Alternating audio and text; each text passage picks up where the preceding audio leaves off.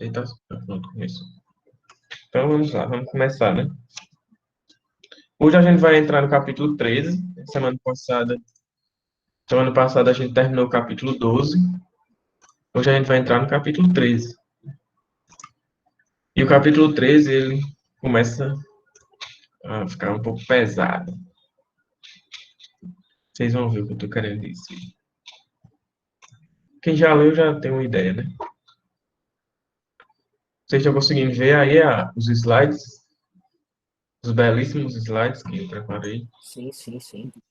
Sim, sim. Então pronto. Vamos lá. Vamos ler, né? A gente vai ler, hoje a gente vai ler só o versículo 1 até o versículo 4, Apocalipse 13, do 1 ao 4, a gente ir devagar, né? Tem muita coisa.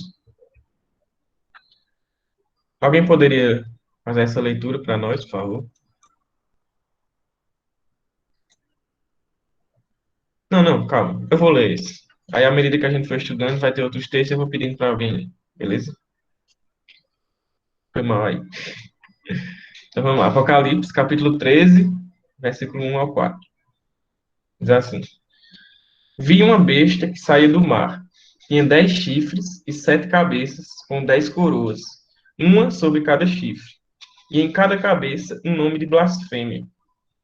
A besta que vi era semelhante a um leopardo, mas tinha pés como os de urso e bocas como a de leão. O dragão deu à besta o seu poder, o seu trono e grande autoridade. Uma das cabeças da besta parecia ter sofrido um ferimento mortal, mas o ferimento mortal foi curado. O mundo todo ficou maravilhado e seguiu a besta.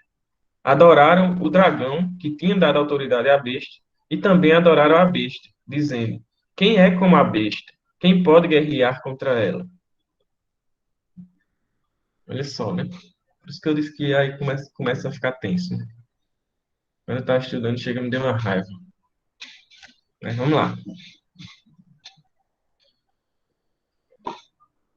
Como a gente terminou semana passada, né? A gente viu no final, quando a gente terminou o estudo da semana passada, do capítulo 12, a gente viu que o versículo 18, ele serve, do capítulo 12, ele serve meio que como introdução para o capítulo 13, né, para o que vai ser falado no capítulo 13. Por quê? Se a gente olhar o que fala o versículo 18, né, do 12, ele diz assim: Então o dragão se pôs em pé na areia do mar. Quando a gente lembra tudo que a gente viu, né, a gente viu o quê? O dragão, que a gente entendeu que é Satanás, né, o texto deixa claro que é Satanás.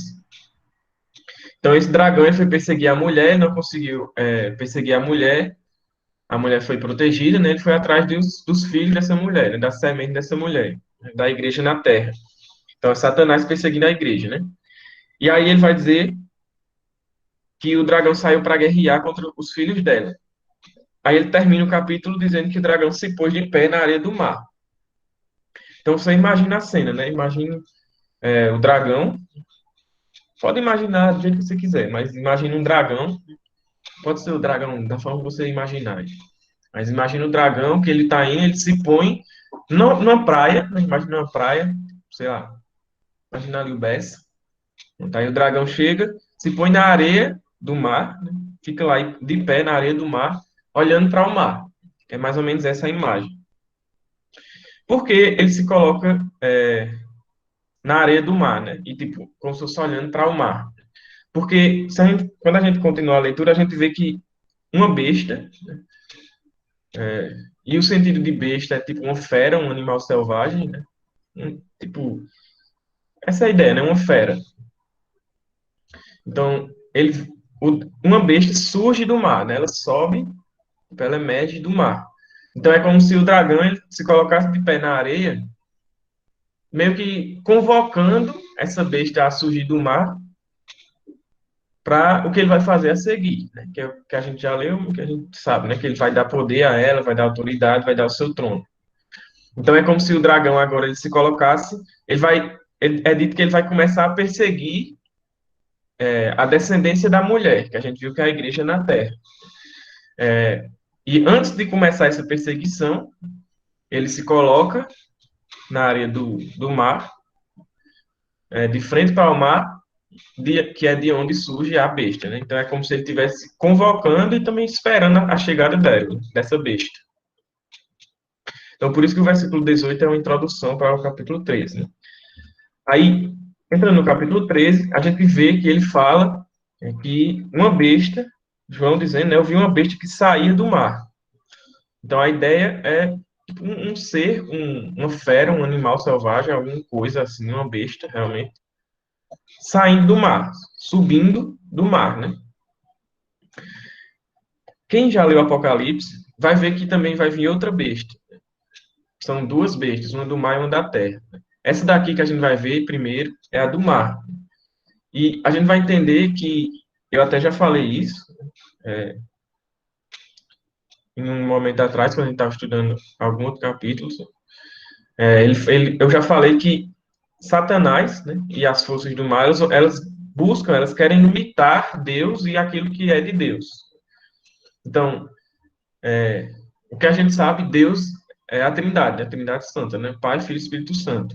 Aqui, Satanás também vai querer imitar, inclusive, a Trindade, onde o dragão, ele quer a Trindade, vamos dizer assim, a falsa Trindade, que a gente chama, né? O dragão, essa besta do mar e a outra besta da terra, né? Que também pode ser que é chamado também de falso profeta. Então tem essa falsa Trindade que vai surgir, né? Também para enganar as pessoas. E aqui a gente vê vamos dizer assim, né? Essa segunda pessoa dessa falsa Trindade surgindo, que é essa besta que surge do mar. E a ideia é que ela vem, tipo, imagina aí, você tá mergulhado, né, no mar, e aí você vai surgindo, né, emergindo. Então a ideia é essa, é como se ele estivesse abaixo do mar e fosse subindo. E o João vai descrevendo a besta à medida que ele vai vendo, tipo, as coisas que vão aparecendo, que vão surgindo da besta, né? Então primeiro aparecem os chifres, aí João diz, né? Primeiro eu vi que ela tinha 10 chifres, depois aparecem as cabeças, depois tinha 7 cabeças,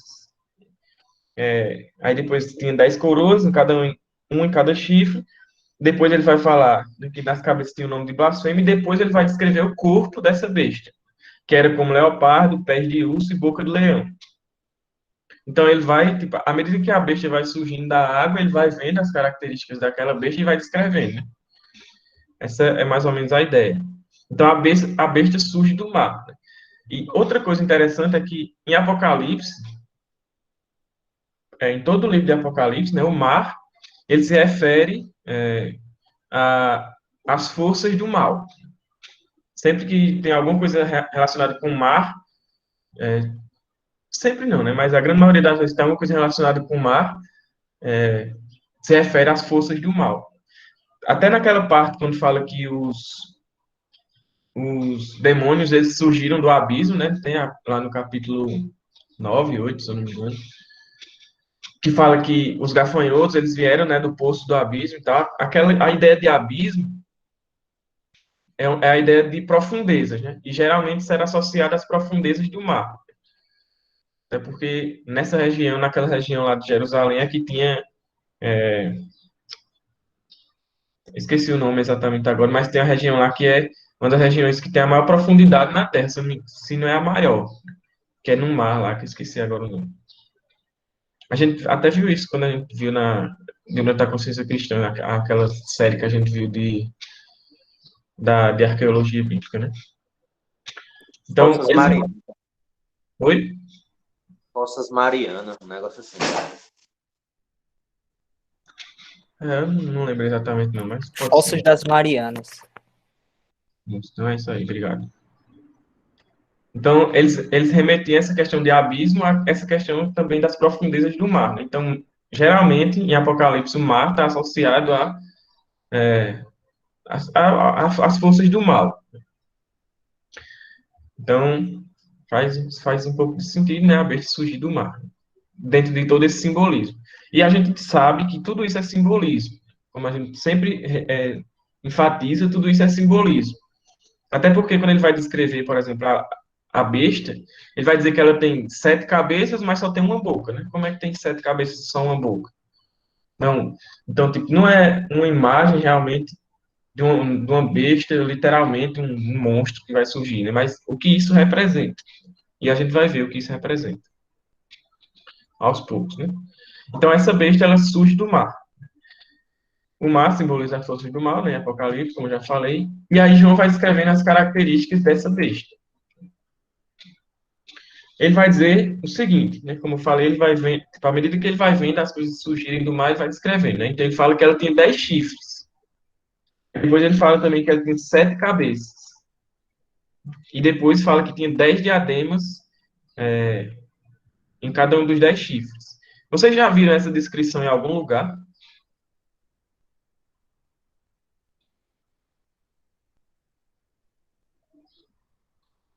Se sim, onde?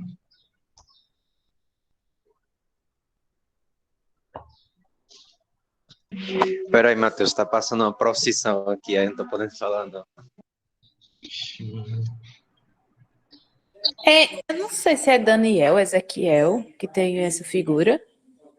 Não, Não? não tem também, mas é mais perto. Não precisa ir lá, não precisa ir lá longe, não. Vixe, pois então, não sei não, buguei.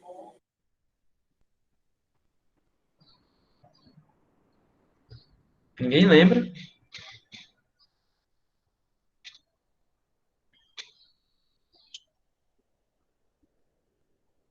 É em Apocalipse.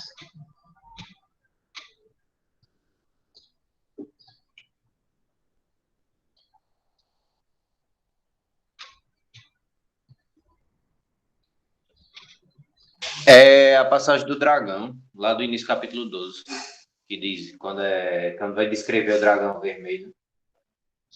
Isso. Aí como é que ele diz? É capítulo 12, versículo 3, né? De repente apareceu um outro sinal no céu, um poderoso dragão vermelho, com 7 cabeças e 10 chifres, possuindo sobre as cabeças 7 coroas.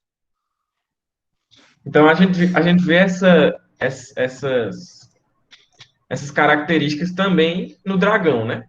7 cabeças, 10 chifres, só que existe uma diferença. Na verdade, existem duas diferenças. Vocês conseguem identificar quais são as diferenças entre a descrição do dragão e dessa primeira besta?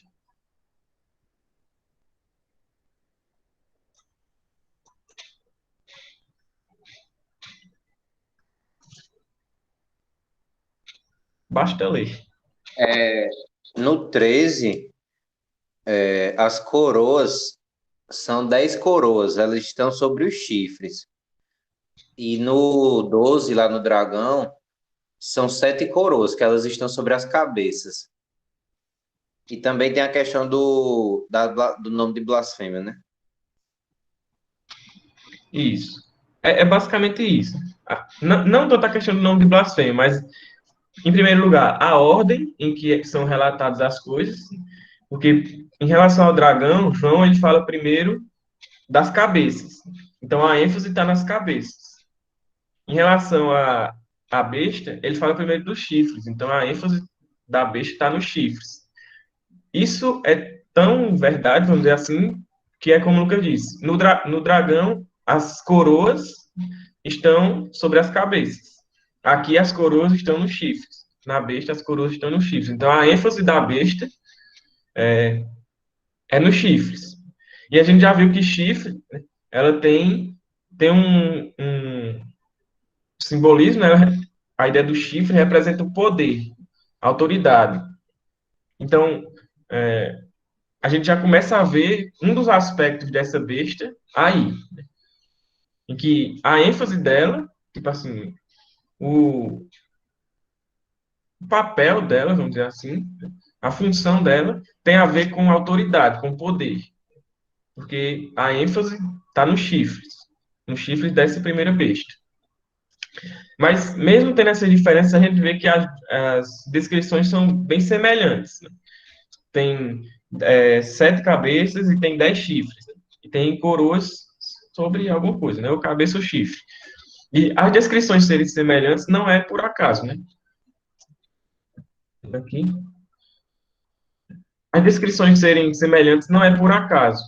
Acontece justamente para mostrar que existe relação, e não somente, e é uma relação, vamos dizer assim, íntima, entre a besta e o dragão. Entre, depois a gente vai ver o que é essa besta, né? Mas entre essa besta, esse ser, e Satanás, né? Então eles estão intimamente relacionados.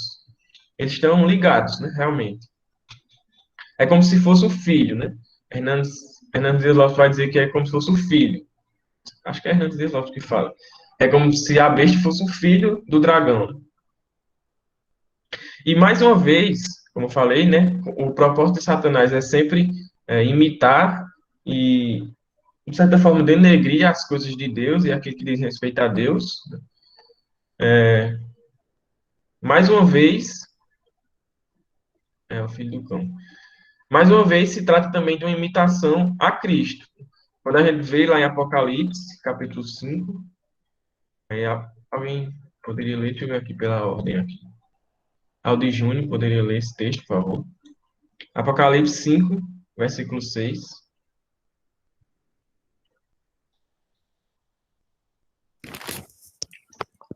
Então vi no meio do trono e dos 4 seres viventes e entre os anciãos de pé um cordeiro, como tendo sido morto. Ele tinha 7 chifres, bem como 7 olhos, que são os 7 Espíritos de Deus enviados por toda a terra. Então a gente vê que a gente sabe quem é esse cordeiro, né? Cristo, que havia sido morto, ressuscitou. E na descrição diz que ele tem 7 chifres, né? A gente viu que 7 chifres representam a sua autoridade plena e seu poder perfeito sobre tudo, né? Que ele é rei dos reis, senhor dos senhores, governa sobre tudo. E aí Satanás e as forças do mal querem imitar isso. Então, a sua descrição, tipo, eles colocam sobre eles também chifres, né? Para meio que imitar o- a autoridade e o poder de Cristo. A gente sabe que não existe comparação. Satanás só faz algo e só é permitido a ele fazer algo se Deus permitir, né? É Deus quem permite, é Deus quem, vamos dizer assim, né? Como alguém que fala que é como um cachorro em uma coleira, né? Só vai até onde o dono permite. Mas o propósito dele é imitar Cristo, e nesse sentido de autoridade, de poder, e para enganar as pessoas. A gente viu no capítulo 12 que ele é o que engana, ele está enganando desde o princípio, ele é um mentiroso. Então, o propósito dele é enganar as pessoas, fazer com que as pessoas sigam a ele e não sigam a Cristo e a Deus, né? E é o que a gente vai ver que, como a gente já leu, né, que acontece. Então, a besta, né, e o dragão e a besta têm esse propósito de imitar a Cristo, principalmente essa besta, né? Essa primeira besta. Aí, esses, eu acho que eu não coloquei aqui, mas como a gente vai lá para Daniel capítulo 7 agora, aí eu vou falar agora, né? Essas figuras, essa imagem, essas bestas que a gente vê aqui, essa imagem dessa besta que a gente vê aqui em Apocalipse 13, essa imagem é tirada lá de Daniel capítulo 7. Aí vamos lá para Daniel capítulo 7. A gente vai ler, acho que, se não me engano, são 3 textos lá em Daniel, capítulo 7.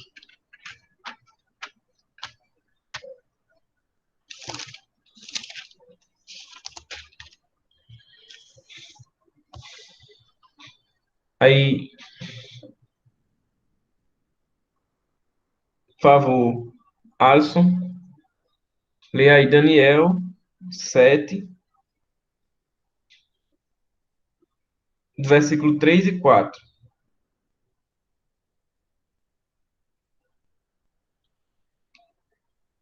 Não, só o 3, só o 3.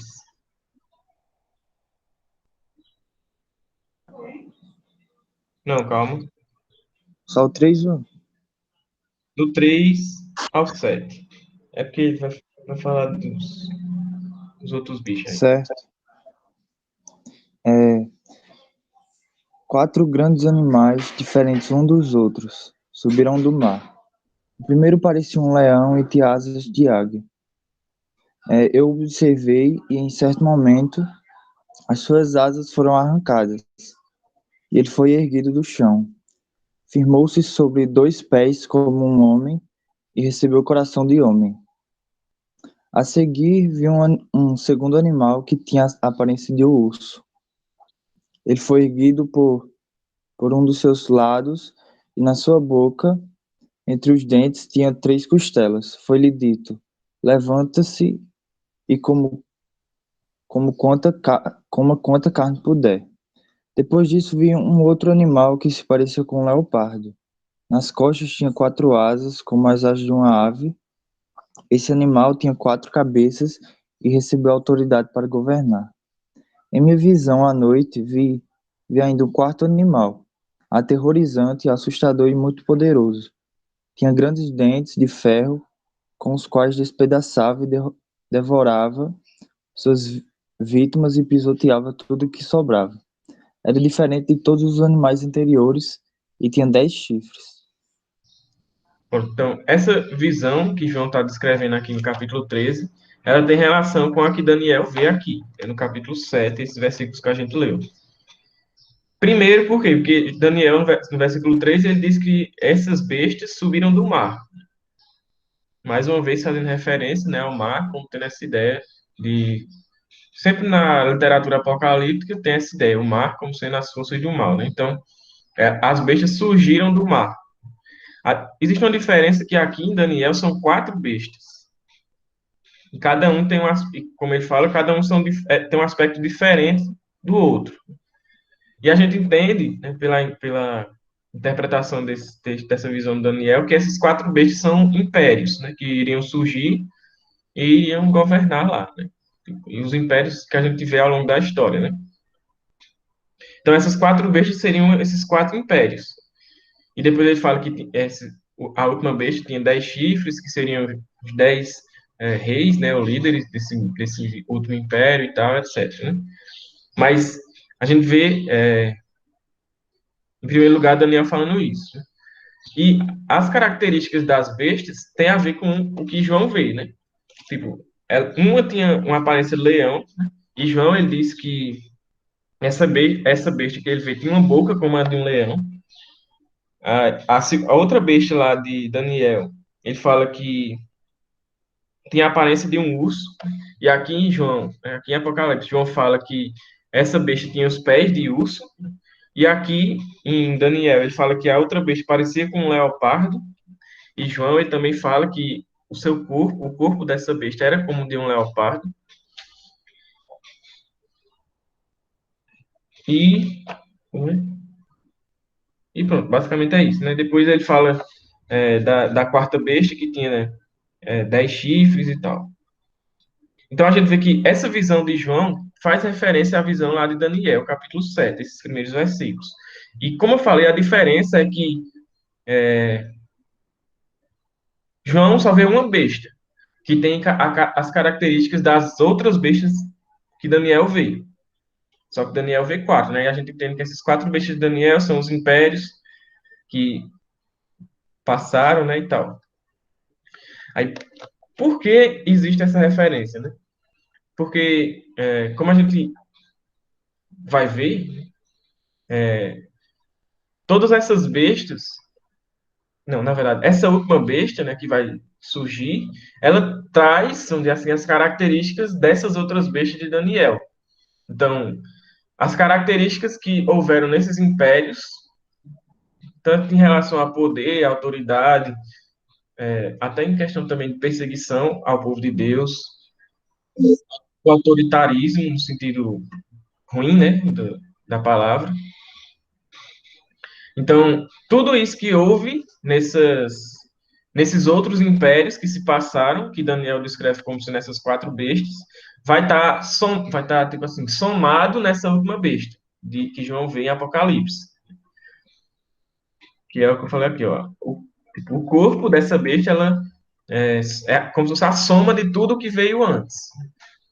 Então, por exemplo, as coisas ruins que a gente pôde ver nos outros impérios, sei lá, Império Persa, Império Romano, Império Grego e outros impérios que João descreve, né, na figura da besta,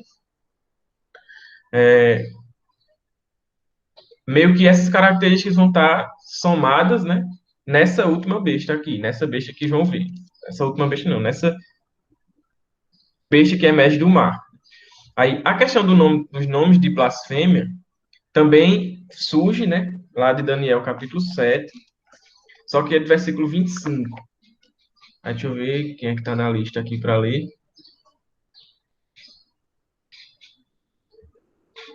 Por favor, Ana Clara poderia ler para a gente. Daniel, capítulo 7, versículo 25.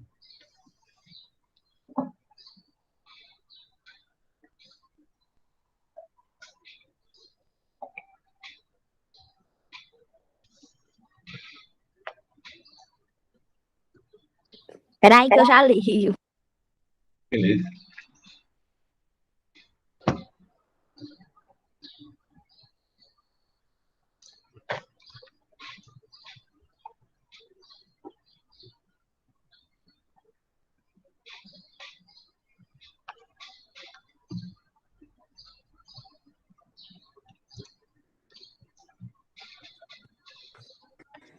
Proferirá palavras contra o Altíssimo, magoará os santos do Altíssimo e cuidará em mudar os tempos e a lei, e os santos lhe serão entregues nas mãos, por um tempo, 2 tempos e metade de um tempo.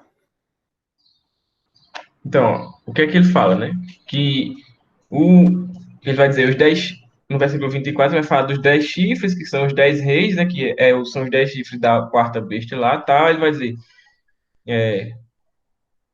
um desses chifres se levantará, aí ele falará contra o Altíssimo, oprimirá os seus santos, tentará mudar os tempos. Então, essa ideia de falar contra o Altíssimo é a ideia de blasfêmia, né?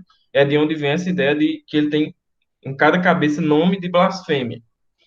Não são, não são nomes específicos, tipo nome fake que tem escrito na cabeça dele, mas é a ideia que ele vai blasfemar contra Deus. Ele vai falar contra Deus. Para quê? Como ele fala aqui, tanto para, como ele diz, oprimir os seus santos, como ele fala em Daniel, oprimir seus santos e também mudar os tempos e as leis. Então, é meio que a gente está vendo hoje em dia, né? Essa inversão de valores, essa questão de que uma coisa que a gente olha e vê que é absurdo, as pessoas estão achando comum, normal, são coisas que, como ele fala, né? Parece que os tempos e as leis estão mudando. E tudo isso são palavras de blasfêmia para com Deus. É como se tivesse, não. Estão rejeitando a lei de Deus, rejeitando o padrão divino de como as pessoas devem viver. Então, isso são palavras de blasfêmia. Além disso, palavras de blasfêmia também se refere à ideia, à questão de que a besta e o dragão querem glória para si, querem adoração para si, em detrimento que as pessoas deixarão de adorar a Deus. Então, eles vão exigir adoração. A besta vai exigir adoração. E a gente vê isso não é novidade, né? A gente vê isso acontecendo, por exemplo, no contexto de João, quando ele escreve Apocalipse, quando a gente viu lá no começo do livro, na introdução de Apocalipse, né, que o contexto é do imperador lá Domiciano, e que o que havia muito nessa época e nesse contexto era a adoração ao imperador. Nas cidades que a gente viu lá, as cartas, né, que João escreve, as igrejas, tem lá, sempre, a maioria delas, para não dizer todas, tem um templo de adoração ao imperador. Tem um até que diz, né, que lá existe o trono de Satanás. Então você consegue, né, fazer essa referência de que essa besta que surge deseja adoração. Então os imperadores romanos, eles não só desejavam, mas eles exigiam adoração. E aqueles que não adorassem o imperador sofriam, né, algumas coisas ruins, né? Eles passavam por algumas situações ruins. Então, isso já acontecia. Né? E isso já acontecia porque é como João fala lá na primeira carta. Acho que é a primeira carta dele, né? Que ele fala que o anticristo vai vir, né? Mas o espírito do anticristo, já surgiram vários anticristos, e o espírito do anticristo é que guia esses outros anticristos que surgem, né? Então a gente pode ver esse espírito do anticristo, tipo, vamos dizer assim, trabalhando por aí, né? Ao longo da história. Até o tempo em que vai chegar o anticristo, essa figura, é, vamos dizer assim, não central, mas essa figura específica, né? Esse o anticristo. E, já que eu já falei, né? O anticristo é essa besta. A gente vai mostrar mais na frente, mas essa besta é o anticristo. Essa pessoa, esse anticristo que vai vir. Essa besta que surge do mar. Então ela vai desejar, essa questão de ter nome de blasfêmia é justamente isso, falar coisas contra Deus e desejar adoração para si. E as pessoas, como a gente vê no versículo 4, vão seguir a besta e vão dar adoração a essa besta, né? Isso é o que está escrito. Beleza? Alguma dúvida, alguma pergunta, algum comentário? Matheus, sobre essa questão, ainda em Daniel, né? Que fala dessa.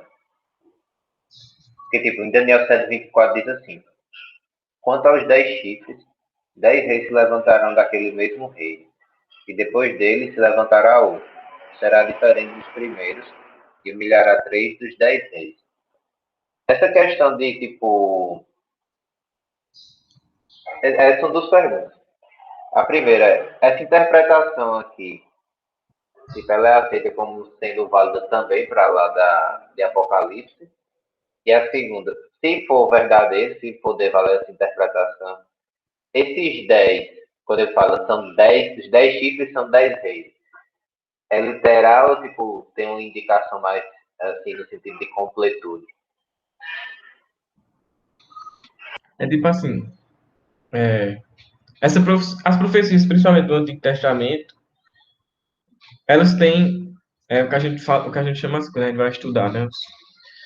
Os profetas, a gente chama assim, que são essas profecias, elas têm o seu cumprimento histórico, vamos dizer assim, para a época, lá, por exemplo, para a época, vamos dizer assim, para uma época mais recente em relação a Daniel, mas algumas delas também têm um sentido escatológico. Essa profecia de Daniel ela se cumpre ao longo dos impérios que a gente vê, né? Então, o império, os impérios que a gente sabe, o Assírio, acho que é Assírio, aí o Persa, o Babilônio, não, Babilônio, Persa, calma, o Assírio não entra não. É o Babilônio, o Persa, o grego e o romano. Então, são esses 4 impérios que vêm. Esse último império, que são os dos 10 chifres, é o romano, né? Então, esses 10 chifres, o que a gente entende é que seriam os 10 imperadores, aí teria um lá que seria diferente e tal, e fazer as coisas, né? Aí, essa profecia de Daniel tem cumprimento nisso.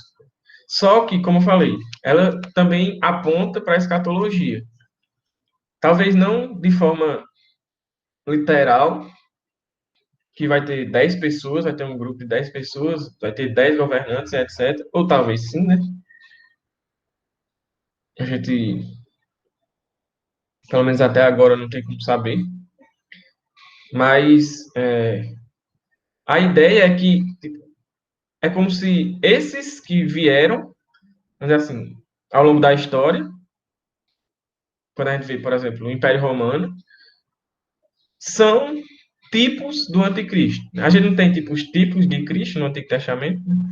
Então, da mesma forma, é como se tivesse esses tipos do anticristo, que são movidos pelo espírito do anticristo e tipo são contrários a Deus, né? Então, é como eu falei, essa profecia ela tem cumprimento, vamos dizer assim, de certa forma imediato, né, ali, mas ela também aponta para a escatologia. Por isso que a gente vê essa referência e que João está sempre fazendo referência às profecias também do Antigo Testamento, que tem a ver com escatologia, né? Porque além de ter se cumprido já, tipo, para João, né, vamos dizer assim, além de já ter se cumprido para João, mas ele vê que também tem um aspecto escatológico. E ele usa essas profecias mostrando que isso também se refere às coisas do fim. Deu para entender? Sim, sim. É porque, tipo, eu perguntei porque Geralmente esses textos tipo, dão mais para um bocado de coisa, né? Aí eu fiquei nessa dúvida. Mas eu entendi o que tu disse. Tipo, tem aquela, como a gente estudou lá na introdução do Apocalipse, né? Tem uma visão que é a visão tipo, preterista, que ela pensa que tipo, isso tudo já aconteceu, né? João está só se referindo às coisas que já aconteceram e não se refere a nada do fim. Aí, tipo, como tu falou, você, dependendo de como você dá a sua visão, né, você pode interpretar esse texto de forma diferente e pode dar margem a outras ideias, né? Mas o que a gente entende é isso, né? E tem essa profecia se concretiza lá de forma imediata para Daniel, vamos dizer assim, para o povo naquela época, mas também aponta para a escatologia. Beleza? Aí, continuando, João vai dizer no versículo 2, né, depois de descrever, né, a besta, as características da besta, que a gente vê que tem referência às coisas de Daniel. E, tipo, essas características a gente viu, cada característica dessa besta tem a ver com uma das bestas de Daniel, e isso indica que essa besta, esse anticristo que vai vir, ela tem, é como se fosse a soma daqueles outros impérios que passaram, né? Aí ele vai dizer que agora, o que acontece é, imagina a cena novamente, o dragão está lá na praia, né, na areia do mar, a besta vem surgindo da água, do mar. E aí ela surge, ela sai da água e se põe de frente do dragão, né? Se encontra com o dragão. E aí o dragão agora dá para essa besta três coisas. O dragão sai do mar, a besta sai do mar, se encontra com o dragão, e aí o dragão dá três coisas que ele possui a essa besta. O quê? Em primeiro lugar, ele vai falar a primeira coisa que o dragão vai dar à besta é o poder, né? Ele fala no versículo 2, no final do versículo 2, né? Diz assim: o dragão deu à besta o seu poder. É a primeira coisa que ele fala, né? O seu poder. E o que seria esse poder? Né? Esse poder aqui que ele vai falar não é um poder no sentido de governo, mas é um poder, vamos dizer assim, sobrenatural. É um poder que vai permitir com que a besta faça milagres, faça maravilhas, faça coisas, de certa forma, sobrenaturais. Então, vai ser concedido a essa besta que surge do mar esse poder para fazer essas coisas, de certa forma, sobrenaturais, né? Para enganar as pessoas. Vejam, ao longo de todo o Apocalipse a gente vê uma construção verbal que é assim, foi dado, foi dado, foi dado, foi dado. E a gente sempre entende que quem foi que deu? Deus.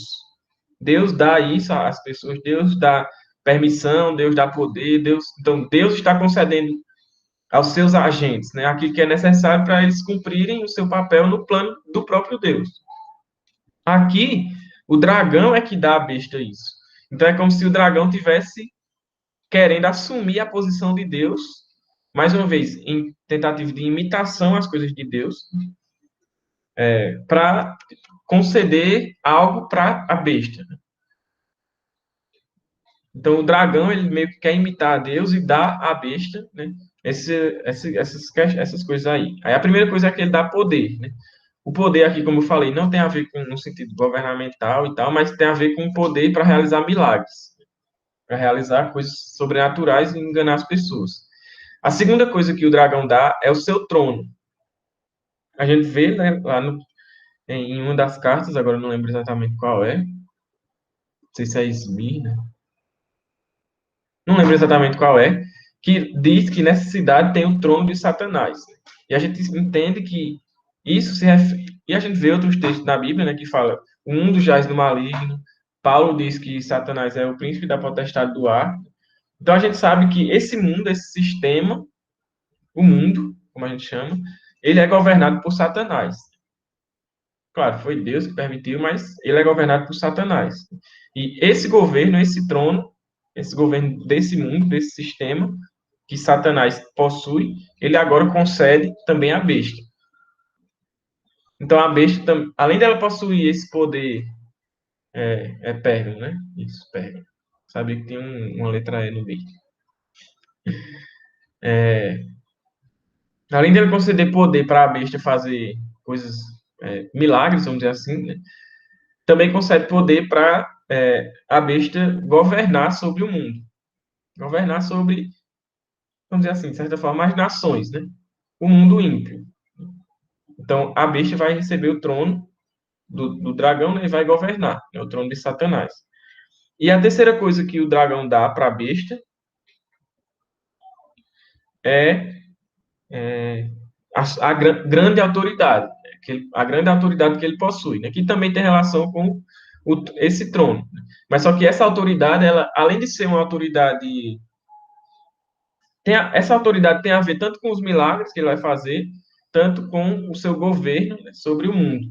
Porque, além dela ser uma autoridade, como eu falei, governamental, né, ela também é uma autoridade, de certa forma, religiosa, onde ele vai, por meio da qual, né, ele vai receber adoração.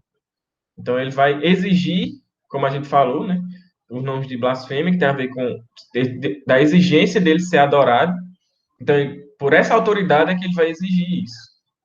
Então, essa besta que vai surgir, né, esse anticristo, ele vai possuir poder, de certa forma, sobrenatural, né, para fazer milagres. Ele vai possuir poder governamental, vamos dizer assim, vai governar o mundo. E ele vai possuir autoridade, de modo que ele vai exigir adoração e as pessoas irão adorá-lo. Aí, por causa disso, a gente entende que essa besta é o anticristo. O anticristo que João fala. Quem poderia. Deixa eu ver aqui quem vai ler esse texto. Na nossa ordem, Arthur Silva, por favor. Leia aí 1 João 2,18.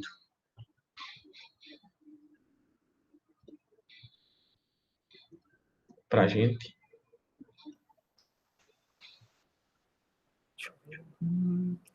Filhinhos, é já a última hora.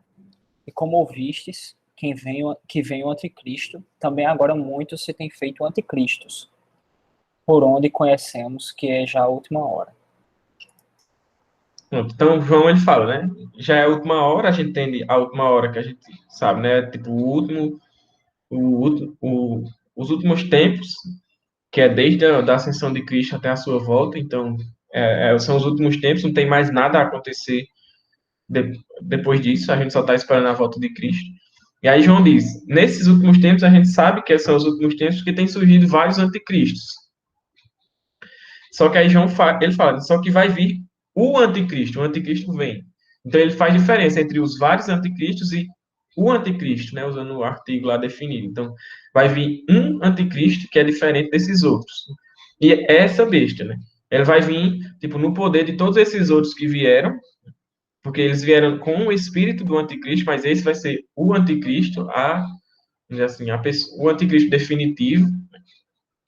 E é isso que João fala, né? Paulo também cita essa mesma pessoa, só que ele chama de outro nome, ele chama de homem da iniquidade. Aí vamos ler lá em. Deixa eu ver quem vai ler esse texto aqui. Por favor, Elisiane. 2 Tessalonicenses, capítulo 2, versículo 3.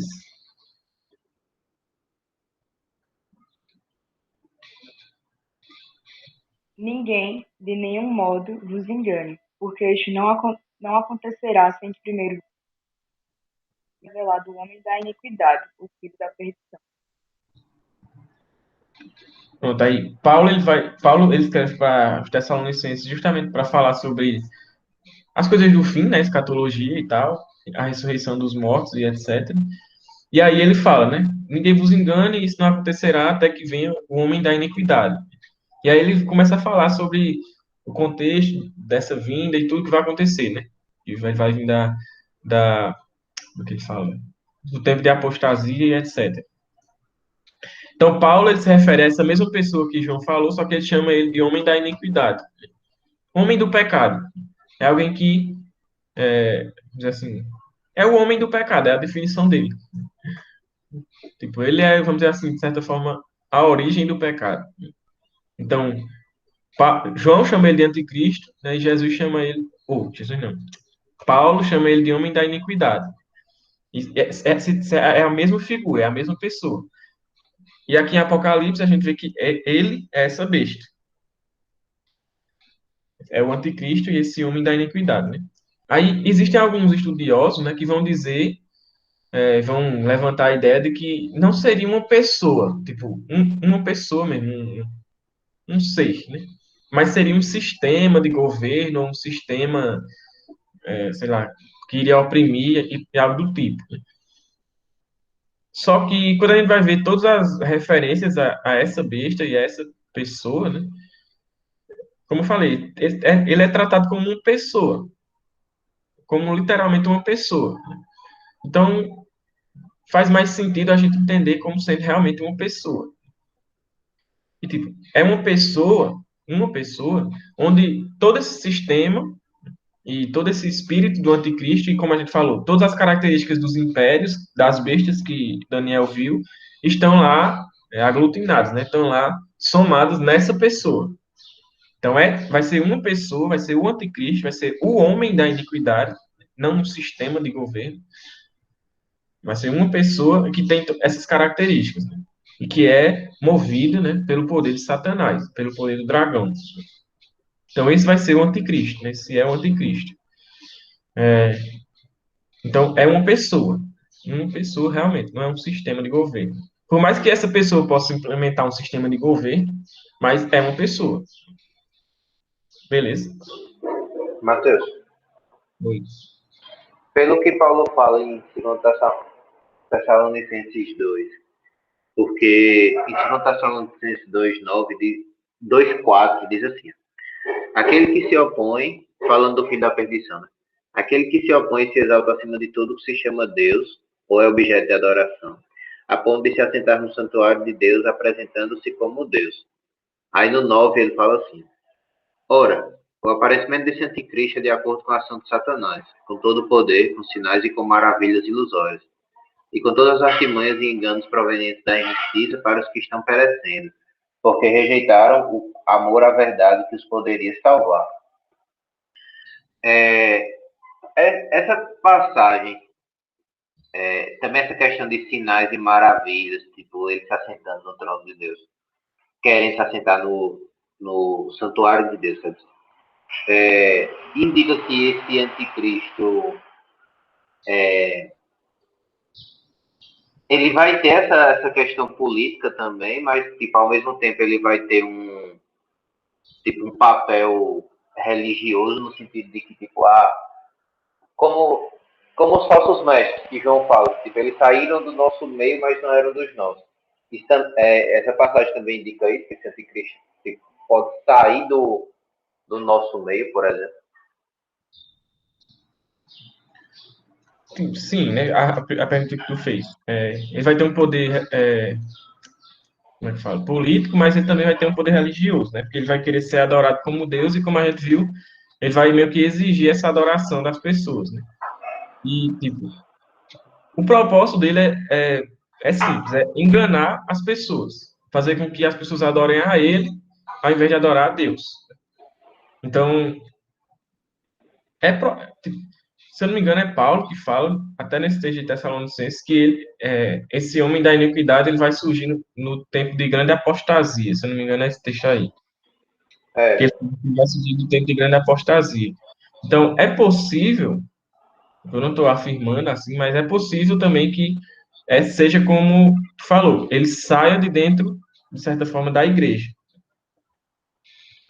Até porque eu vi um vídeo um dia desses que era um cara que era ex-satanista, né? Ele falando que nos anos 80, nos anos 80 e 90, o plano dos satanistas e dessas pessoas, desse grupo, era justamente se infiltrar nas igrejas para pregar coisas erradas.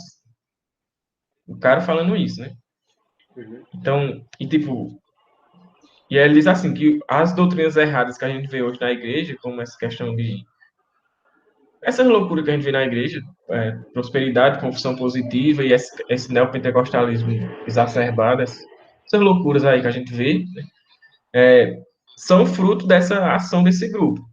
que se infiltrou na igreja para fazer isso. Então, é possível e pode até ser, talvez, de certa forma, provável que seja justamente isso, que sai de dentro da igreja, mas, como o João fala, não é da igreja. Está infiltrado ali justamente com o propósito de enganar as pessoas para adorar essa besta, né? Para adorar Satanás, ao invés de adorar a Deus. Né? Entendi. Então, é justamente isso. Aí, essa besta, esse anticristo vai ter tudo isso, né? Esse poder para fazer milagres, como João fala e como Paulo também fala, em 2 Tessalonicenses, ele vai governar, vai enganar as pessoas, né? Vai exigir adoração, né? Aí, outra coisa que é falado no versículo 3 é que uma das cabeças da besta, ela sofreu um ferimento mortal, uma ferida mortal.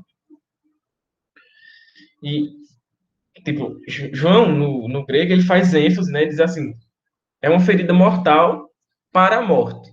Então, é uma coisa que gera a morte. Não é simplesmente uma feridinha assim, ou, sei lá, ou uma ferida um pouco maior, mas que dá para melhorar. Não. É uma ferida mortal, realmente mortal, fatal, que leva à morte. Só que o que ele diz, né? O ferimento mortal foi curado. Então, esse ferimento que leva à morte, ou talvez até a própria morte, foi curado. O que é que isso remete para vocês? Da besta, uma das cabeças da besta ter sido ferida para a morte, mas logo após essa ferida de morte ter sido curada.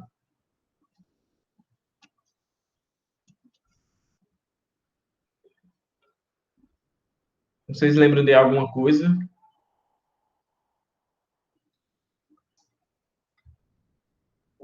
Principalmente esse momento que nós estamos vivendo hoje em dia. Principalmente, especificamente hoje.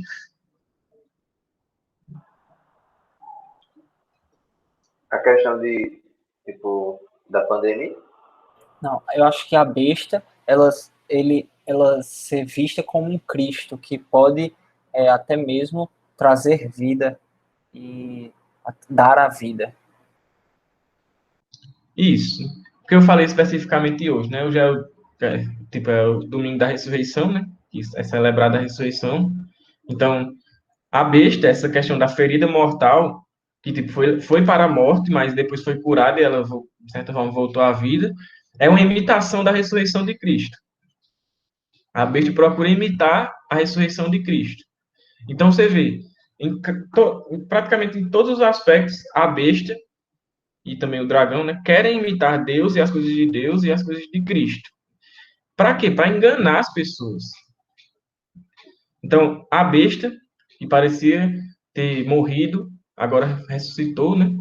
De certa forma, foi curada da ferida mortal, em imitação à ressurreição de Cristo. Então, essa é a ideia. Imitação da ressurreição de Cristo. Aí, essa questão dessa ferida mortal, né, tipo, tem muitas especulações em relação a isso. Tipo, o que seria isso na prática, né? Vamos dizer assim. Será que o anticristo ele vai morrer e vai ressuscitar? Todo mundo vai ver? Ou será que ele vai ficar tipo, à beira da morte, mas vai ser curado e tipo, vai ficar na saúde, etc. Tipo, a gente não tem, assim, né? O que se entende é o seguinte, é que o que João está fazendo é usando uma lenda que existia, porque Nero foi uma das pessoas que foram consideradas anticristos, né? O imperador Nero. E a gente sabe, né? Em resumo, o que foi que Nero fez, né? Nero era meio louco. Alguns dizem que ele matou a própria mãe. Aí, tipo, ele tocou fogo em Roma, é o que dizem, né? Ele tocou fogo em Roma e atribuiu a culpa aos cristãos, aí começou a perseguição aos cristãos, tal, matou um monte de gente. Provavelmente foi nessa perseguição de Nero, né, que Paulo e Pedro foram mortos, foram martirizados, né? Então, Nero foi uma pessoa que realmente foi guiada pelo espírito do anticristo, né? Foi um dos anticristos. E aí existia uma lenda nessa época, nesse contexto, que dizia que Nero, é dito, né, que Nero se matou, parece que foi com uma facada no pescoço. Olha a loucura do mundo. Então, existe uma lenda que Nero, ele morreu, né, mas ele iria ressuscitar. Ele iria voltar em algum momento para reaver o seu trono em Roma. E aí existia essa lenda, né, que Nero ele iria ressuscitar em algum momento para pegar o seu trono de volta em Roma. E aí é provável que João tenha usado, é possível, né, que João tenha usado essa lenda de Nero para se referir ao surgimento do anticristo, a ideia de como o anticristo viria. Justamente dessa ideia, mostrando que não que o anticristo é Nero, literalmente, e que Nero vai ressuscitar, né, mas que ele seria como Nero.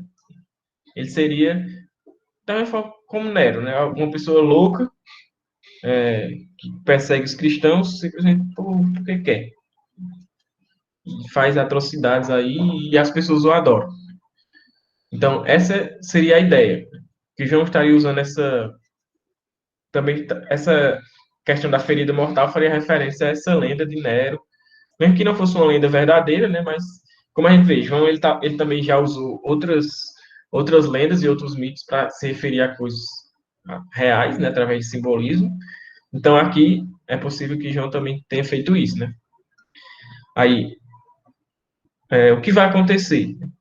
Como eu falei, o anticristo, a besta, ela vai morrer, ressuscitar, ela vai ter um ferimento muito grave, uma doença muito grave, vai ficar à beira da morte, mas vai ser curado. A gente não sabe especificamente, literalmente, o que vai acontecer, né? Mas é algo desse tipo. É algo que vai ser tipo uma ferida para a morte e que depois a pessoa vai receber a cura e vai recobrar a saúde. Então, essa é a ideia. Até alguns fazem referência também a outro imperador romano, foi Calígula, que também foi um imperador ruim, né, que perseguiu os cristãos, que ele teve uma doença que ficou à beira da morte, uma doença muito séria, mas aí ele foi curado e voltou ao normal. Então a gente vê essas características, essas são características do anticristo, né? E João ele fala isso também para que a gente possa identificar, a gente como igreja, como cristãos, possa identificar esse anticristo e não cair na conversa dele.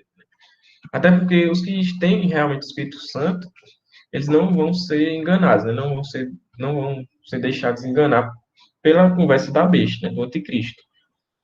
Então a gente tem que vigiar e prestar atenção nisso, né? Porque depois eu vou ler para vocês uma coisa que Hernando Dias Lopes diz, né?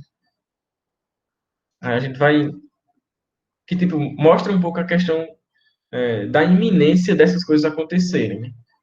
Parece que não está tão longe disso acontecer. Parece que, na verdade, está perto do anticristo surgir, né?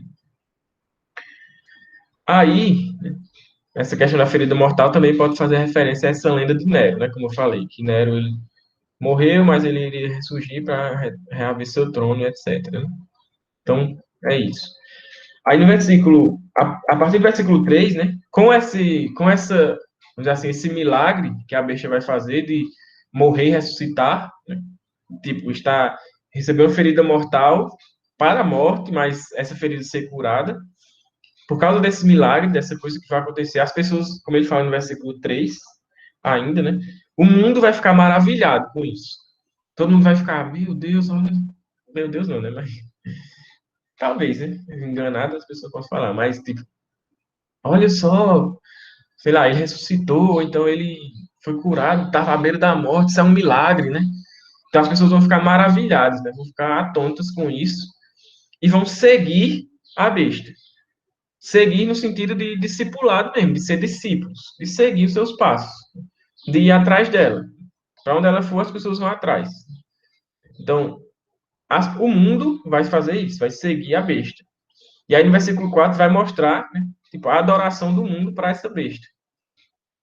Aí vai ser dito o seguinte, né, no versículo 4: adoraram o dragão. Em primeiro lugar, não adoraram somente a besta, porque ficou claro que, tipo, o poder da besta vem do dragão, então o dragão também foi adorado, mesmo que indiretamente. Então, a adoração à besta é adoração ao dragão. Então, a adoração ao anticristo é adoração a Satanás. Tá, como eu falei no começo, eles estão intimamente relacionados, estão ligados. É como a gente chama, né? É a falsa trindade. Quando você adora a Deus, você adora o Pai, Filho e Espírito Santo. Então, da mesma forma, se você vai adorar essa besta, você está adorando a falsa trindade. É o dragão e a besta e o falso profeta. Então, a adoração à besta é também a adoração ao dragão, que fala, adoraram ao dragão que tinha dado autoridade à besta, e também adoraram a besta, dizendo, aí o que é dito sobre a besta, né? Em relação à adoração à besta. Aí dizem, quem é como a besta? Faz a pergunta. Quem é como a besta? Quem pode guerrear contra ela? Essa é a adoração que é feita para com a besta, né? Então, tipo, o que é atribuído a essa besta é tipo assim, que ela é incomparável, tipo, não tem ninguém como ela é incomparável, essa besta, não existe ninguém como ela, como o anticristo, como esse ser, ele é incomparável e ele é poderoso, porque ninguém pode guerrear contra ela, contra essa besta. Isso é a adoração que o mundo faz para essa besta, que ele é incomparável e que ele é poderoso. Só que nós, cristãos, nós temos as respostas para essas perguntas. O mundo, eles fazem essas perguntas de forma retórica, né? É uma pergunta, mas na verdade ele está afirmando algo, né? Então ele está dizendo, quem é como ela? É como se ele estivesse dizendo que não há ninguém como ela. E quem é que pode guerrear contra ela? É como se ele estivesse dizendo que ninguém pode ir contra ela. Só que a gente sabe que o único que é incomparável é Deus. Então, Deus é acima da besta. Então, não é quem é como ela, como se não existisse ninguém comparável à besta. Deus é muito acima dessa besta. O nosso Deus, ele é acima da besta. Então, ele é quem é incomparável. Ele é quem não tem nenhum igual. A besta está simplesmente sobre, né? Está abaixo de Deus. Está abaixo da sua soberania e do seu poder. Ela só age dessa forma porque é permissão de Deus. Lá em Daniel, capítulo 7, versículo 25, né, vai dizer que foi permitido com que a besta perseguisse os santos por um tempo, 2 tempos e meio tempo, né, que são aquele tempo de 3 anos e meio que a gente entendeu, né. É aquele período em que vai ser permitido, e Apocalipse também fala isso, que Satanás e as forças do mal e a besta vençam. E essa permissão é dada por Deus. Se Deus não quisesse que a besta vencesse durante esse período, ele não ia vencer. Então, não existe essa ideia de quem é como a besta. A besta não é nada perante Deus. Deus é que é o verdadeiro incomparável, que não há ninguém igual. E a segunda pergunta, né, que ele faz, quem é que pode guerrear contra ela? A gente acabou de ver, né, no capítulo 12, que Miguel e seus anjos derrotaram o dragão. Derrotaram Satanás. Então, quem pode guerrear contra ela? As forças de Deus. As forças da luz, né? Tipo, os agentes de Deus. Miguel e seus anjos podem guerrear contra ela, e não somente guerrear contra ela, podem vencer. Que já foi o que aconteceu. Miguel já venceu contra ela, contra a besta e contra o dragão e contra os demônios. Deus e as forças de Deus prevalecem contra Satanás e as forças de Satanás, né? E a besta e etc. Então, essas perguntas, elas servem para fazer com que o mundo fique maravilhado em relação à besta. Mas nós, cristãos, vemos essas perguntas, na verdade, como tipo assim, tipo, a gente tem respostas para essas perguntas. A gente sabe que Deus é muito acima da besta e Deus vence a besta. Como eu sempre faço referência, né, ao capítulo 20 de Apocalipse, que vai dizer que quando todas as nações e a besta e a falsa trindade se levantar contra Deus para guerrear, Deus vai simplesmente soprar e todos serão derrotados e destruídos. Então, não há comparação, né? Não existe aquele maniqueísmo de Satanás contra Deus. Deus está, vou dizer aqui, né, porque é onde eu alcanço, mas Deus está muito mais. E Satanás está aqui, ó. E ele só faz o que Deus permite. Então, nós, cristãos, a gente não pode ficar tipo, com medo da ação de Satanás, né? E quando a gente for estudar o resto do capítulo 13, a gente vai ver que vai ser é um período de perseguição, é um período de dificuldade para a igreja, é um período em que muitos cristãos serão mortos, perseguidos e mortos. A gente vai, não sei se será na nossa geração, né? Mas imagino que sim, nós iremos sofrer, nós iremos ser torturados, seremos mortos, né? E tipo, a gente não deve temer isso, porque a gente sabe que, em primeiro lugar, Deus ele está no controle, Deus ele é soberano. Então, tudo isso que possa vir a acontecer, Deus está no controle. Ele está acima da besta, ele está acima do dragão, ele está acima de Satanás, e ele tem todo o poder para destruir eles a qualquer momento. Então, a gente não deve temer essa perseguição e essas ações de Satanás, né? Esse momento em que o anticristo vai vir. A gente não deve temer isso, mas a gente deve se pôr firme diante disso e não ceder, não negar a Cristo. Como ele vai falar mais na frente sobre a questão da marca da besta e etc. A gente não deve ceder a isso. A gente deve se manter firme em Deus, em Cristo. Até porque, como a gente viu no capítulo, acho que é 6 ou é 5 de Apocalipse, os mártires, eles vão ter a sua recompensa. Aqueles que morreram por Cristo, eles vão ser recompensados. Eles são os que venceram. E os que venceram, eles vão receber tudo aquilo que é prometido às igrejas, lá no capítulo 2 e 3. Então, a gente precisa entender que a gente não deve temer essa perseguição, essa morte, esse sofrimento que há de vir. Porque o anticristo, ele vai pregar paz, ele vai pregar tranquilidade, mas ele vai se opor, como Paulo fala lá em Tessalonicenses, a tudo que é Deus. Tudo que se diz Deus. Tudo que é de Deus, ele vai se opor. Então, a gente tem que se manter firme diante disso. Se esse anticristo vier na nossa geração, a gente tem que se manter firme. A gente tem que, mesmo que a gente morra, mas a gente tem que morrer firmes em Cristo. Sabendo que a morte não é o fim, né? E que o que a gente tem uma vida eterna para desfrutar diante de Deus. Amém? Aí, como eu disse, eu só queria ler o que, para terminar, né? Só queria ler o que Hernandes Dias Lopes fala, porque... Matheus. E também, sobre essa questão da adoração à besta, é interessante também a gente ler o que Paulo fala em 2 Tessalonicenses 10, 11 e 12, né? Porque no verso 9 e 10 que a gente leu, a gente vê que, tipo, esse anticristo ele vai enganar, né, as pessoas com maravilhas, tal, tal, tal. Só que Paulo fala que isso acontece porque estas pessoas rejeitaram o amor à verdade que os poderia salvar.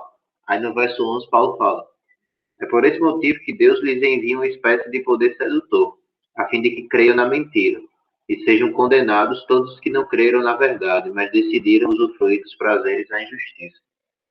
Que, tipo, a própria resposta das pessoas, tipo, essa adoração à besta, tipo, já é o julgamento de Deus para a vida delas, né? Que, tipo, porque elas rejeitaram a verdade e se entregaram à injustiça, não amaram a verdade, né? Que é a linguagem que Paulo fala, o texto que Paulo fala, Deus entregou elas a esse poder sedutor, para, tipo, que elas adorem o anticristo e adorem a besta. E, tipo, quando da primeira vez que eu li essa passagem, tipo, é também um aviso, né, assim, para a gente, do perigo que há em rejeitar a verdade, endurecer o coração, né? E, tipo, ficar ouvindo a mensagem do Evangelho, do próprio Evangelho, a verdade de Deus, e ficar endurecendo o coração e rejeitando essa palavra, e não amando ela. Então, tipo, essa própria resposta à adoração já é um julgamento de Deus para a vida dessas pessoas. Isso. E o próprio Jesus, ele fala isso, né? Quando ele está lá com Nicodemos, conversando lá. Aí ele diz, quem crê não será julgado, mas aquele que não crê já está condenado. Então, a condenação, como tu falou, é justamente a incredulidade das pessoas. Pela incredulidade, as pessoas já estão condenadas, já estão entregues a- ao castigo, né? À morte. A menos que se arrependam e creem em Cristo. Porque só em Cristo há salvação e tipo, vamos dizer assim, a fuga dessa ira vindoura, né? Que vai vir.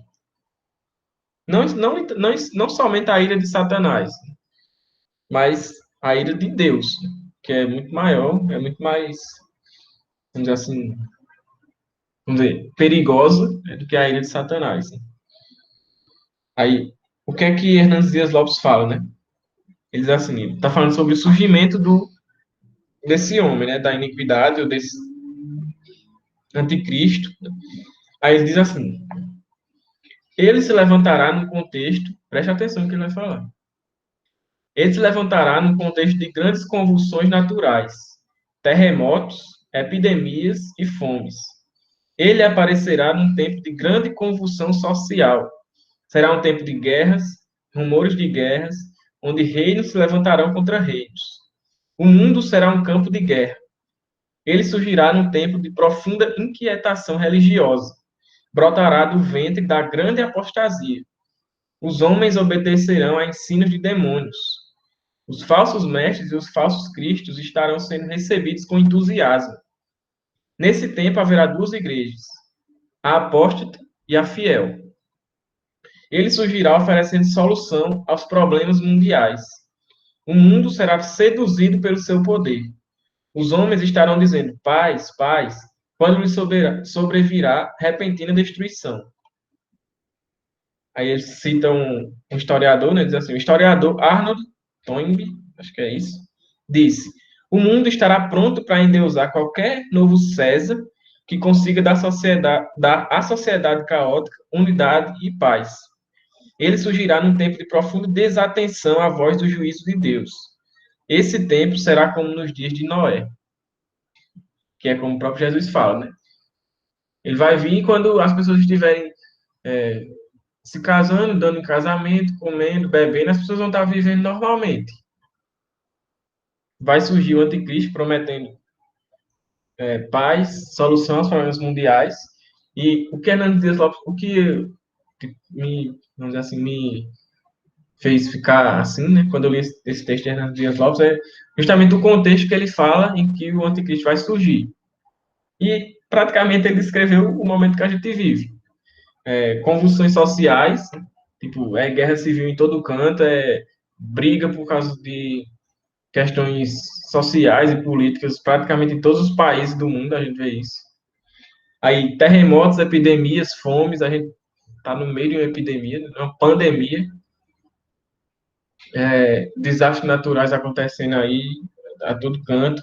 Aí, os homens, convulsão religiosa, como fala, inquietação religiosa, os homens seguindo ensinos de demônios, seguindo falsos profetas, com alegria, por isso que a gente vê tantos falsos profetas arrebatando tanta gente atrás deles. Então, parece que Hernandes Dias Lopes descreve o nosso contexto, né, o que a gente está vivendo. Por isso que a gente precisa atentar, porque o que parece é que a gente não está tão longe do fim assim. Parece que a gente está cada vez mais próximo do fim, da vinda do anticristo e da volta de Cristo. E aí a gente precisa vigiar, estar firmes, nos manter numa posição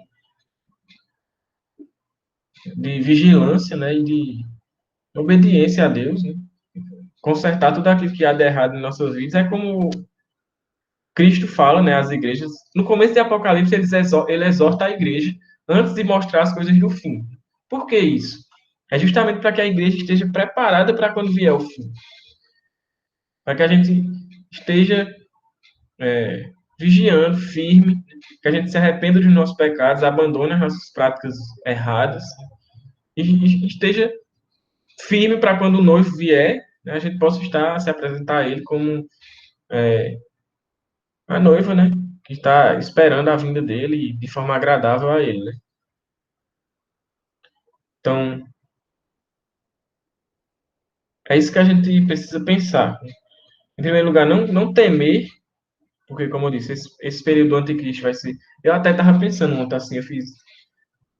Se isso acontecer na nossa geração, se o anticristo vier na nossa geração, fiquei pensando, amigo, já comecei a meio que botar na minha cabeça assim, né? Eu vou morrer na perseguição, velho. Não quero saber, não. A maioria das pessoas ficam pensando, não, não quero morrer com, sei lá, 90 anos, na tranquilidade, sei lá, enquanto eu estiver dormindo e acordar no céu. Quero ter uma morte boa, mas se isso acontecer na nossa geração, né? Aí eu fiquei botando na minha cabeça, eu vou morrer na perseguição mesmo e pronto. Minha morte vai ser na perseguição. É isso. Pelo menos eu já, né, botei na cabeça isso. Não vou ser pego de surpresa. E é possível que isso aconteça na nossa geração, né? Justamente porque o contexto que a gente vive é o contexto que o próprio Cristo falou, né, lá em Mateus 24, que aconteceriam várias coisas, como Hernandes Dias Lopes fala, várias convulsões e inquietações em várias áreas da sociedade, e é o que a gente tem vivido hoje. Então, não se espantem se surgir aí um salvador do mundo, entre aspas, né, prometendo resolver todas as soluções do mundo, e as pessoas começarem a seguir e adorar ele. Pode ser o anticristo. O anticristo, né? Não um dos anticristos, mas o anticristo final. E pode ser que o fim venha na nossa geração, né? Ou como também pode ser que não venha, mas é melhor achar que sim. Porque a gente tá achando que sim, a gente, né, vigia mais, a gente se mantém mais santo, né, esperando a volta de Cristo.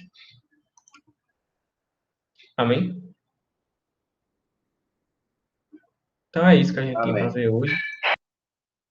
Se alguém tem mais alguma pergunta, alguma dúvida, algum comentário a fazer, se tiver, pode fazer aí. E, Matheus, eu estava pensando aqui, porque, assim, na prática a gente vê o oposto do que a Bíblia dá uma definição clara de fé, né? Na Bíblia diz que a fé é acreditar naquilo que não se vê. Quando a gente vai para o mundo, a gente observa o mundo, eles estão muito... a esperança deles é muito naquilo que se vê. A gente vê a besta guerreou, aí eles começam a adorar. E eu acho que em todas as religiões eles adoram aquilo que vê somente. E aí a gente vê totalmente o oposto do que a Bíblia dá de fé. A gente não precisa estar olhando para uma imagem, para alguma coisa, algum poder que a gente viu na hora, né? Como o da besta, que foi na Terra. A esperança da gente é algo interno, né? O Espírito testifica em nós e a gente passa a crer. A gente crê, a gente confia por meio da palavra e a testificação do Espírito. A gente não precisa estar olhando para uma imagem e ter a esperança naquilo, como o mundo vai ter com a besta, né? E também com as outras religiões, e também, acho que foi Arthur colocou também, o catolicismo cria imagens, e eu acho que nas outras também você vê, eles sempre têm uma imagenzinha e eles acreditam que está ali realmente aquela pessoa, seja Buda, seja no hinduísmo com os animais, eles sempre procuram alguma coisa para ver e depositar a sua esperança. E aí, bem-aventurados aqueles que não veem e creem. Isso, né? E justamente é por isso que Hebreus fala que sem fé é impossível agradar a Deus, né? Porque isso não é fé. Você acreditar no que você vê, tipo, isso não é fé. Isso é, na verdade, isso não é a fé que agrada a Deus, né? Isso é uma fé cega, né? Você está confiando, é até, eu estou lendo Isaías, né? É engraçado, porque Isaías fala assim, o povo, as pessoas pegam, tipo, um tronco de madeira, né, uma árvore, aí derruba a árvore e pega aquele tronco. Com aquele tronco você usa para acender o fogo, você faz alguma coisa lá da sua casa, aí com o que sobrou, você manda fazer um ídolo para adorar. Ou então, tipo, Aí ele fala também, você tem ouro e prata, né? Lá na sua casa você utiliza para fazer as coisas que você precisa, comprar algumas coisas. Com o que sobrou, você dá para o cara lá queimar e fazer um negócio para você adorar, e aquilo é seu Deus. Olha que negócio sem sentido. Tipo, é um negócio sem lógica, né? As pessoas estão adorando uma coisa vazia. Né? E a Bíblia fala que isso é adoração a demônios. Né? Isso é idolatria, que também é adoração a demônios. Né? Então, a gente não deve, é o que isso falou, né? A gente não precisa de ver alguém fazendo milagres para a gente crer. Como, por exemplo, se surgiu o anticristo, quando surgiu o anticristo, né? Quando ele começar a fazer as maravilhas dele lá, a gente não deve olhar para isso e pensar que isso é o que a gente deve crer, é nisso que a gente deve crer, é nele que a gente deve crer. A gente deve crer em Cristo. E tudo que Cristo tinha para fazer, ele fez. Ele mesmo falou: está consumado, está terminado. De uma vez por todas, ele fez ali. Então, o que Cristo tinha para fazer, ele fez. O que a gente deve crer, a nossa fé deve estar nisso, nessas coisas que Cristo fez. Não nas coisas do mundo ou em algo que a gente possa ver, vamos dizer assim. Mas em Cristo e no que Cristo fez, porque é isso que nos salva. É a obra de Cristo que nos salva e que nos garante a vida eterna. É a obra de Cristo, é o que ele fez. Né? E na volta de Cristo, não é prometido que Cristo vai voltar e vai fazer milagres e vai governar o mundo. Quando isso acontecer, a gente já sabe, esse não é Cristo, esse é o anticristo. Cristo vai voltar para levar a sua igreja e derrotar as forças do mal de Satanás, né? E julgar os ímpios e tal. Então é isso que vai acontecer. A nossa fé deve estar somente em Cristo e não no que a gente pode ver, como isso falou, né? Fé é isso. E é essa fé que agrada a Deus. Então é justamente isso. É nisso que a gente tem que se manter firme, né? Em Cristo, em Jesus. Nossa fé nele e na nossa obediência a ele. Amém? Mas alguém gostaria de fazer algum comentário? Amém.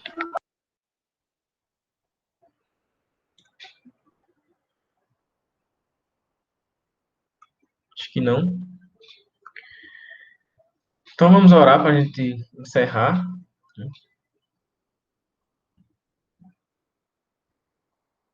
Aí,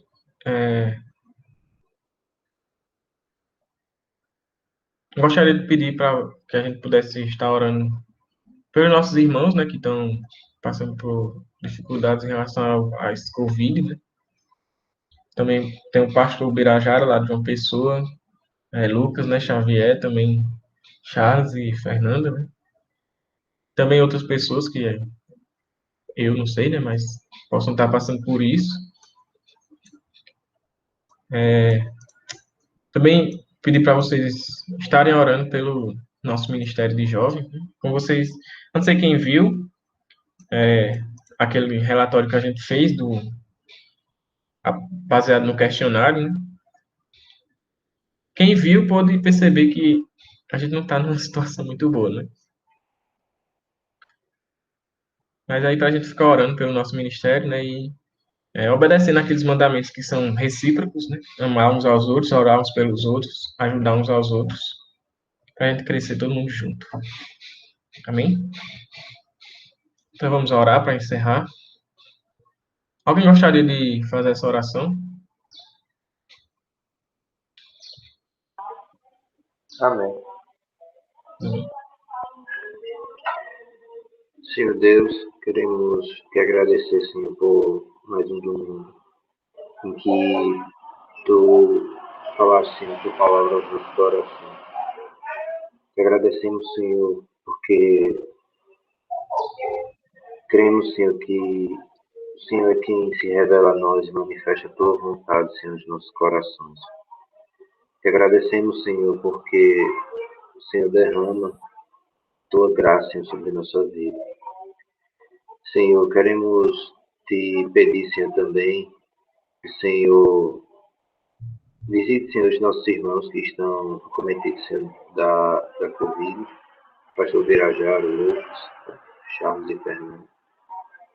Que o Senhor, venha, ó Pai, a derramar, Senhor, da tua maravilhosa graça, Senhor, sobre a vida deles e curá-los, Senhor, dessa doença.